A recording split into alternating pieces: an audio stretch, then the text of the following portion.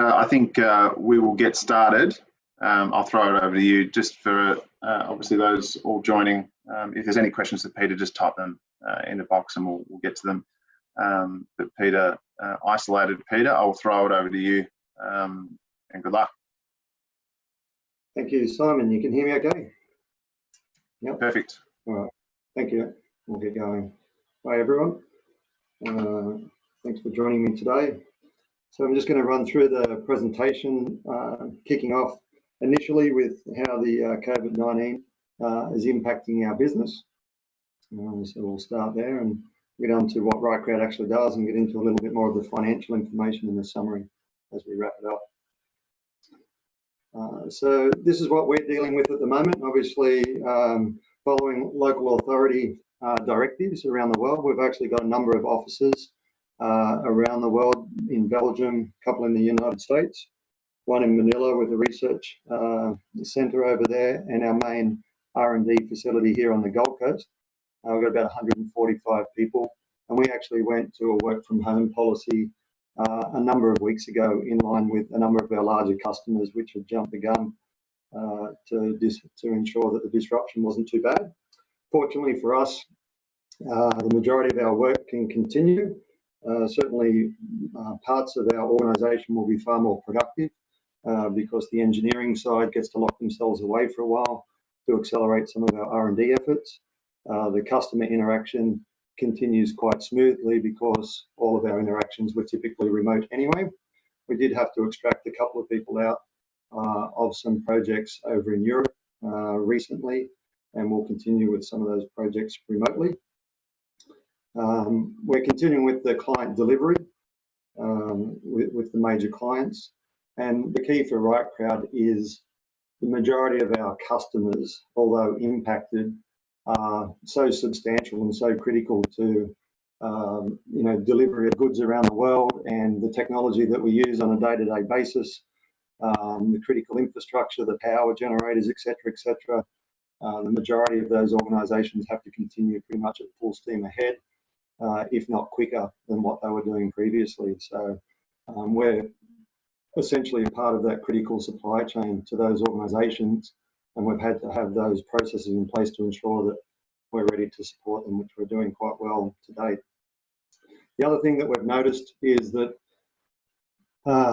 through this impact, obviously, there's the initial shock of everything going on, but of course, then the opportunity starts to change in the marketplace as far as some things will actually slow down, decisions will get slowed down along the way. But equally, there's a number of activities around the world or business processes that will change in light of this. And we're already starting to see the inquiry level increase for some of the newer technologies and newer ideas that we've had and how they could be utilised in the marketplace, which I'll talk about a little bit further as we go through. So pretty much, business as usual, but very odd in that we're all out of our offices. And, we were highly distributed anyway, so we run daily stand-ups on the video conferences or telephones, etc., and obviously have the remote tools to allow us to continue on with the business. So what market is RightCrowd in? Let's talk a little bit about that. So, we're focused on creating safe, secure and compliant workplaces by managing the access and presence of people. We basically have a software platform that wraps around existing physical security systems. So those systems that are used to enter into a facility, and I've actually got, I don't know whether you can see that there, but that's a standard security card. And this is a digital badge holder that we've actually brought to market. But the systems that run these cards have been in place for 20 or 30 years. And we've basically come along and put a smart enterprise layer around it, which helps you make decisions on who really should be entering into your facilities to make sure you've got the right people on site. Hence, we have a name of RightCrowd. So this is how the market actually looks to us. So the physical security market, which is over $100 billion per annum, and out of that $100 billion per annum, you've got about $6 billion being spent in the physical access control market. So those systems that control these badges there's $6 billion a year sold of those goods, and that's typically controlled by the big multinationals in the security space, such as Honeywell, Tyco, Siemens, Johnson Controls, etc. So there's, those big organizations have been around for quite some time, and they pretty much control the market. It's highly fragmented, but we've come along and actually put a software layer on top of those electronic access control systems. And we've started to, or we've always actually integrated into the big ERP systems such as SAP and Oracle, the identity management platforms such as Microsoft Active Directory, etc. So we're actually bringing the physical security systems into the business and digitizing a lot of the business processes that are surrounding it. So today, and where we IPO'd in 2017, we're a very small business, only $4 million in revenue when we IPO'd in late 2017.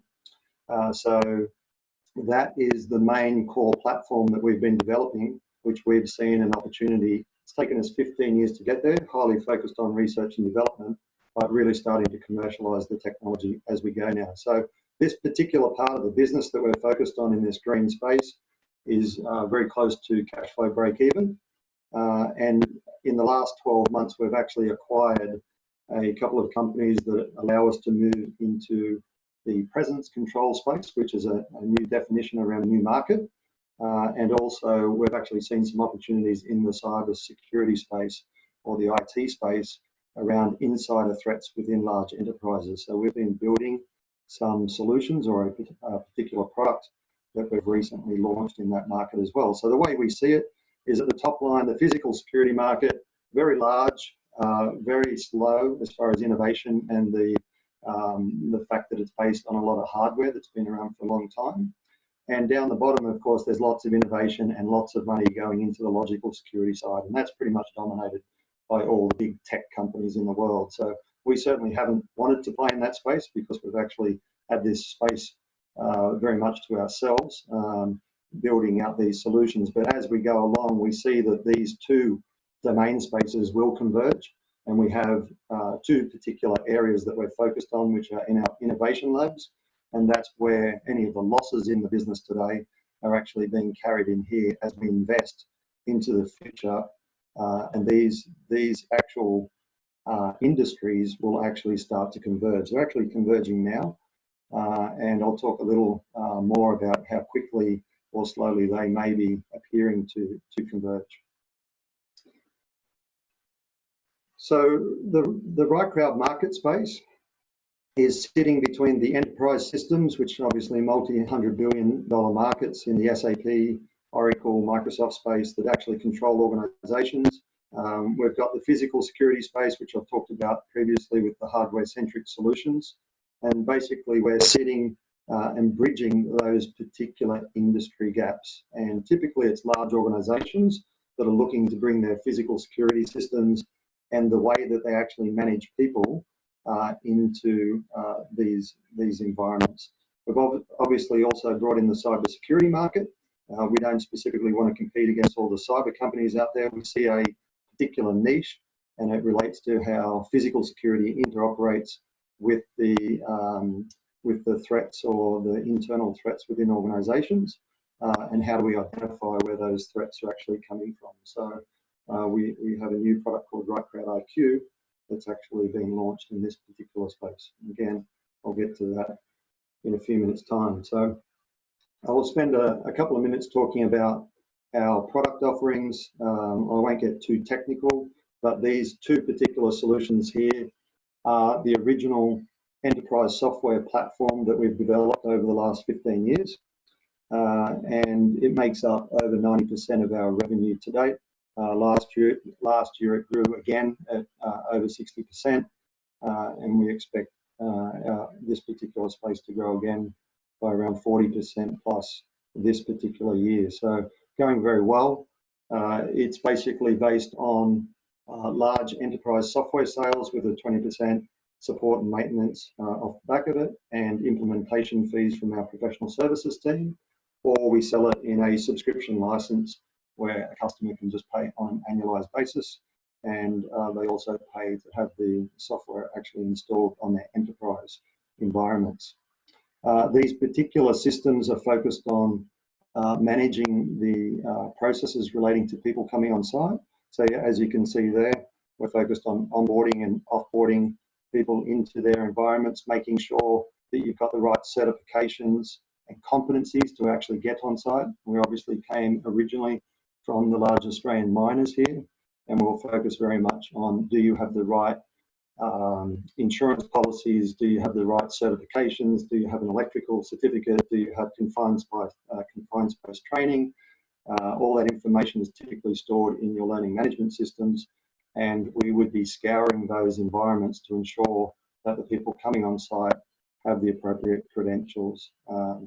Obviously, from an industrial perspective, we also manage the fatigue management side of things, randomly drug and alcohol testing people, and ensuring that people are actually revoked from the systems at the appropriate time as well. Once we had deployed these systems in Australia, we pretty much focused primarily on the United States, and ultimately we migrated the solutions across industry segments, and today we're in, I don't know, 12 or 14 different industry segments, and we've got some of the largest companies in the world either deployed over the last few years or looking to deploy or deploying as we speak these particular solutions. We also have a visitor management product. It's actually part of the core suite. It's just that we can actually break up the core suite, and instead of managing employees, contractors, and visitors, and some of these organizations may be running, 300,000 to 400,000 staff, across 200 countries.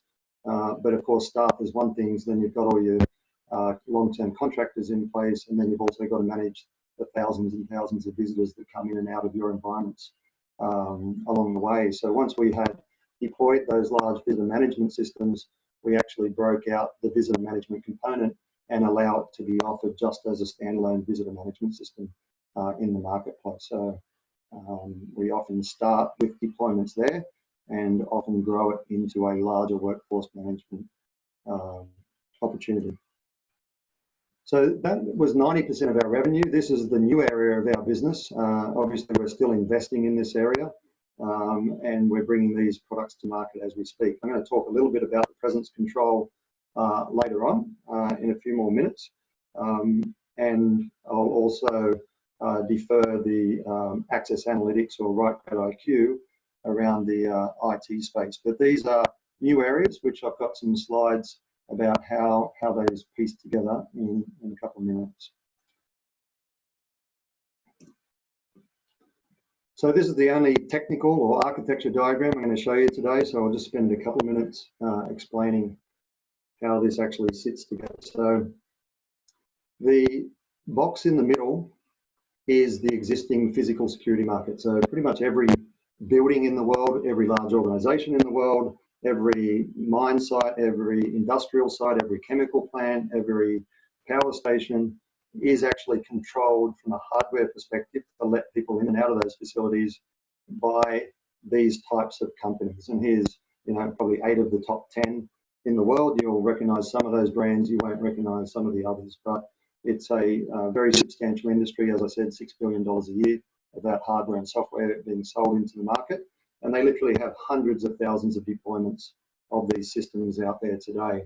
What those systems actually lack is the ability to manage these particular badges in a more flexible way.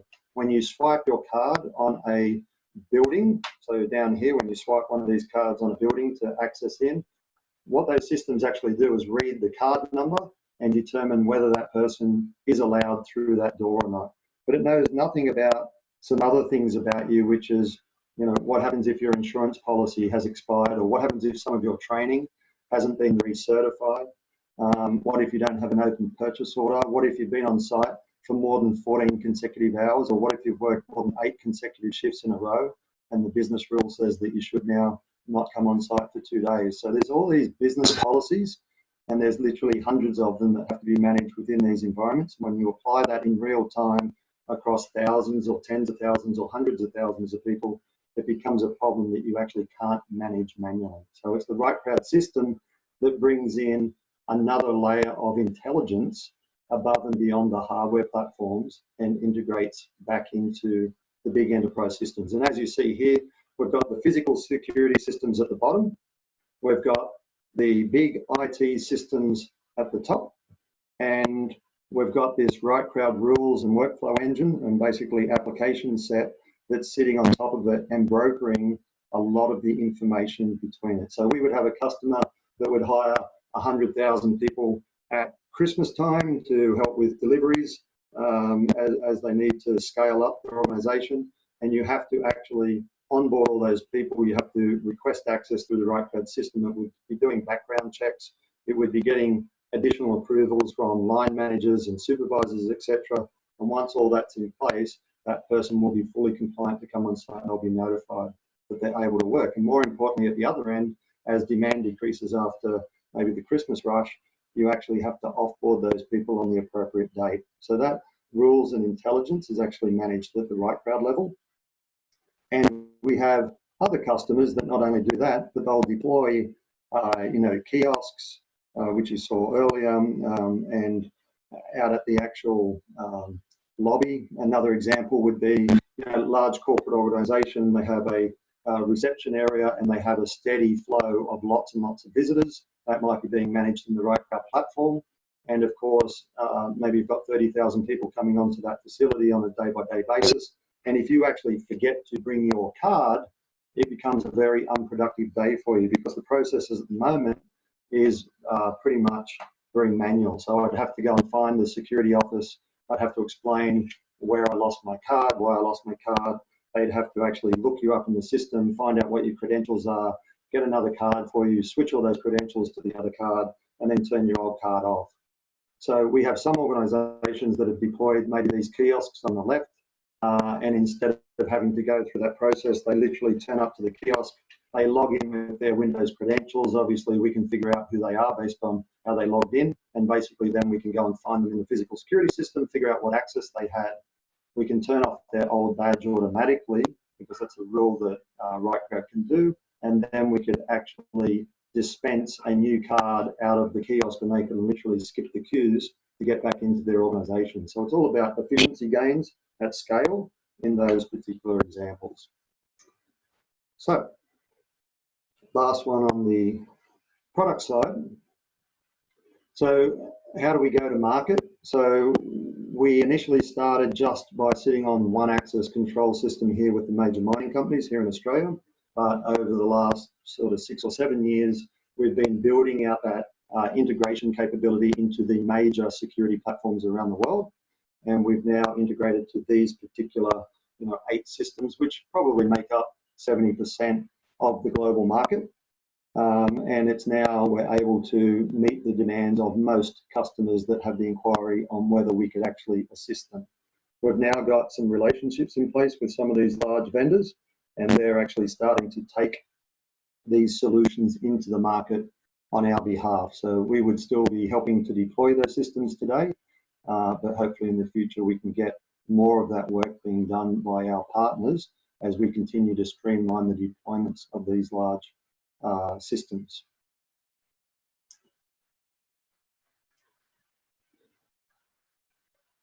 So I'm going to spend a couple of minutes now just talking about the last, the innovation side of our business.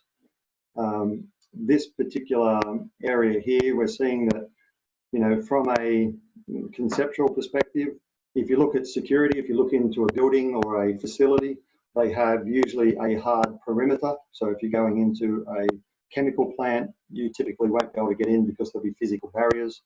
There'll be boom gates, etc., fences sitting on the outside. Then they'll have some access control, which allows a human to interact with either via a card or a facial recognition or some other way of actually authenticating up against that system. And that will either let you into the facility or not. And as you get into the facility, you might have some more access control, maybe to get into a particular control room, or maybe some other secure area that's also controlled by access control. But historically, access control is very expensive to roll out on a per door basis. So in many organizations, most doors are actually not managed by a physical access control system because of the expense of rolling it out to every single area. So we've been very much interested in getting further into the organization and adding another layer, which is one of the issues around access control, and most of you will have experienced this. If you actually want to get into a corporate environment, often the easiest way is to walk in with 2 cups of coffee and stand near the door, and invariably a human will let you in into many organisations. Not the case in very high security environments, but it's usually pretty easy to tailgate your way into an organisation. And the problem for the organisation, once you're tailgated in, the assumption is that you are now valid to be in a particular area. And that becomes very problematic because there's no guarantee that you actually came into the facility in the right way. So we've been looking at how we could augment that, how we could actually take security further into the organisation, deeper, and obviously at a different cost point. So last year we acquired a company called Tick2. They actually have a badge, electronic badge, which is here. It actually has a reader in it. It reads the card, has an accelerometer in it, has a whole bunch of Bluetooth technology, a whole bunch of chipsets in there that allow you to do some amazing things. When you put it in there, it takes the card from a passive card to now a very active card, and it actually sets a light sequence. The light sequence is actually based on basically protecting the US president. So those light sequences will stay the same, and that basically visually authenticates that we belong in the same area. So if we're walking around together in a similar area and we're the same color, at a human identification level, we actually can now assume that we're valid to be in this area. And these are talking to maybe a Bluetooth gateway to set them as I walk into a zone. All right? And as long as we're the same color, we're okay. If they start flashing red, I actually don't belong in that particular area. So we've got our first commercial deployment now being, or has been deployed in Belgium. But what we're actually seeing is an industry or a market space that we knew we were investing in very early. As that market starts to emerge, what we're starting to see in the current environment is there's quite a lot of inquiry for this type of technology, and maybe with a slight twist on it. So we're actually actively working at the moment in relation to how we could actually get these cards or badges, not just to talk to the gateway, but maybe how they could talk to each other. And I'll explain why we would want to do that. So on the next slide, let's assume that there are 2 people sitting here on the left, and they're actually wearing these badges. Now, if they're the same color, so from a visual identification perspective, they belong in the same area. But today they actually talk back to the Bluetooth gateway, which might be sitting at the reception area.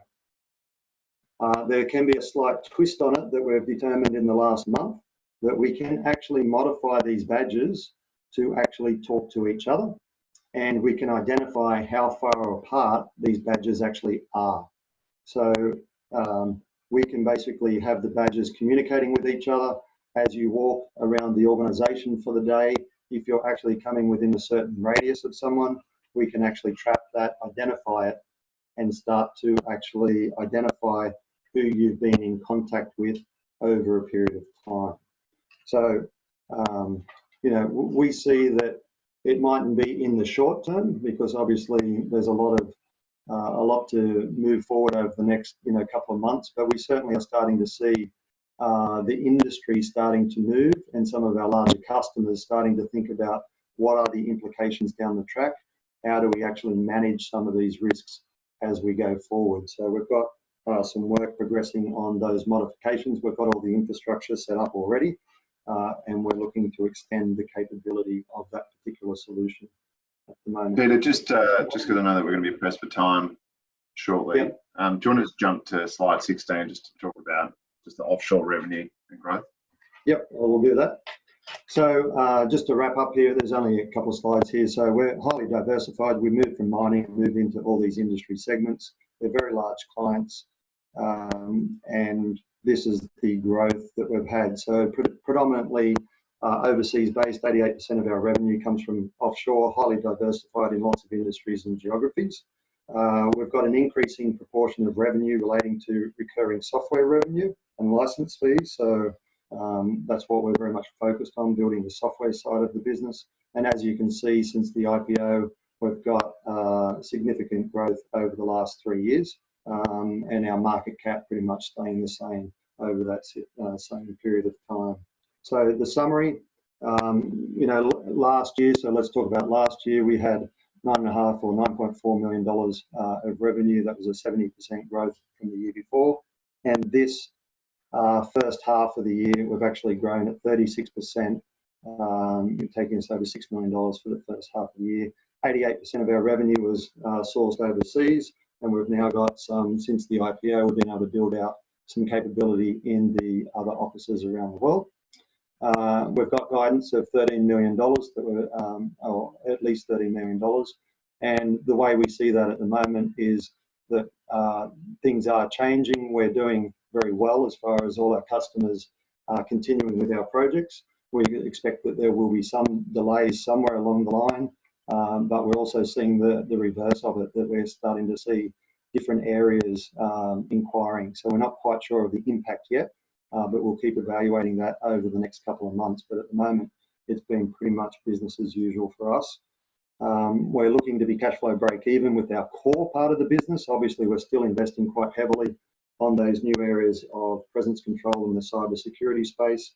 And we're also seeing that the current environment is leading to a range of inquiries coming through around the visitor management and the presence control, and how we actually manage some of those things coming out of the back end of this in a few months' time, hopefully. So the two innovation areas being presence control and cybersecurity now successfully deployed, and we've actually just started to hire our first salespeople in those particular areas, both here in Australia and in Belgium. And just in closing, we've got the RightGuard core business unit closing on a cash flow break even, which we talked about, and we're starting to see those new innovations, probably seeing that the market for it has actually accelerated a little bit, is what we'd expect. Awesome. Thanks, Peter. We've just got a couple of questions. I think you've already addressed in terms of COVID-19 potentially creating opportunities, and just a question on your liquidity position. Yeah, so sorry, what was the questions? It was just on, we've only got a minute left, so just how is your liquidity position? Yeah, so we had at the last, I don't have it on me from the last presentation, but we've got, obviously we've been eating into the cash balance. We've still got a healthy balance at the moment. We are seeing additional projects come through the pipeline. We may need a little bit of extra cash somewhere along the way. We've always said that we've had the ability to trade through to the middle of the year, or exactly the end of the financial year. Awesome. We're almost time up, but thanks very much, Peter. If there's any further questions to Peter, his email's just on the screen there. Otherwise, just come to me and I'll be able to help as well. Thanks very much, Peter. I'll give you a chat later. No problems. Thanks. Yeah. See you, mate.